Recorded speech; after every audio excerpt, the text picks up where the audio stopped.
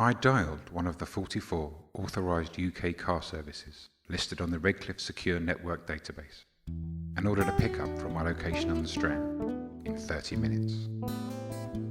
I retained the identity of Jack Jones.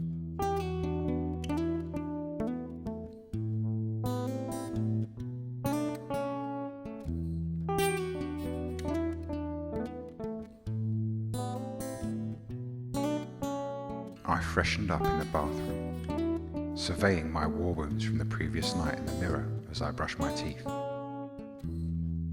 Fingernail scratches on my torso and buttocks, small stiletto punctures in my back, carpet burn on my knees and elbows, mild rope burn around my ankles and neck where I'd been restrained with a pair of fishnet stockings, and several visible bite marks and love bites on my shoulders.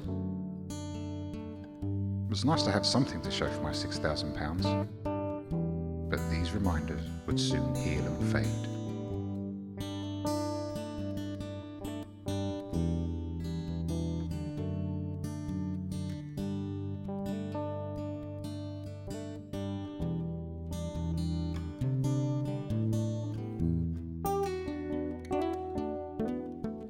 I gingerly pulled on the freshly checked and restocked body armour over the various abrasions and sex wounds I had sustained.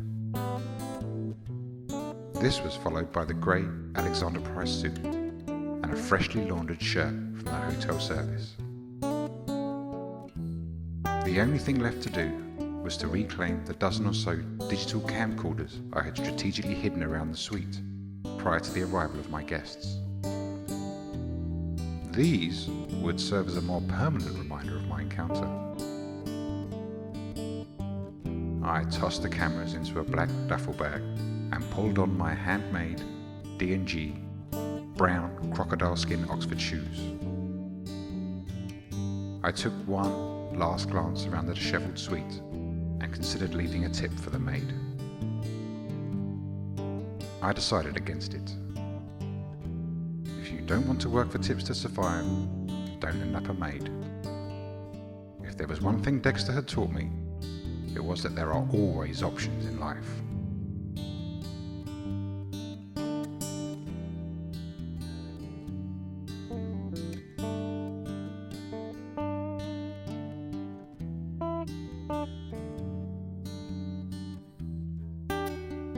I signed out of the hotel, pocketing the receipt.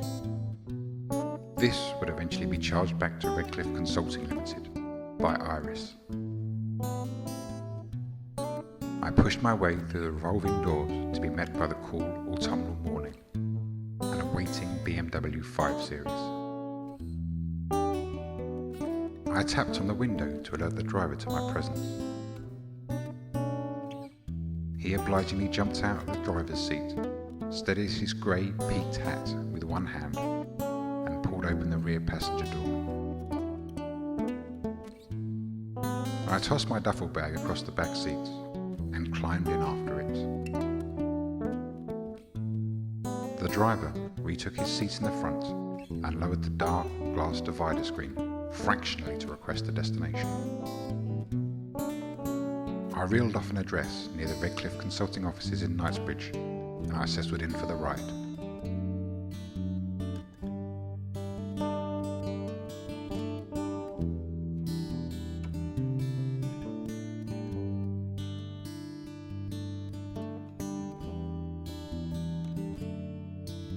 I used my time on my RSN smartphone in the back of the chauffeur-driven ride.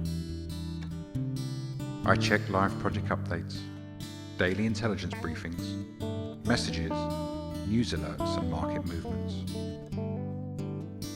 The RSN utilised the Onion Router software as well as some of its own relay towers to encrypt and disguise what I was looking at, my identity and my location. My phone was my window on the world, and the RSN allowed me to remotely steer the reins of the Redcliffe Empire from the location of my choosing. Redcliffe Consulting was not your usual 9-to-5 desk-bound operation.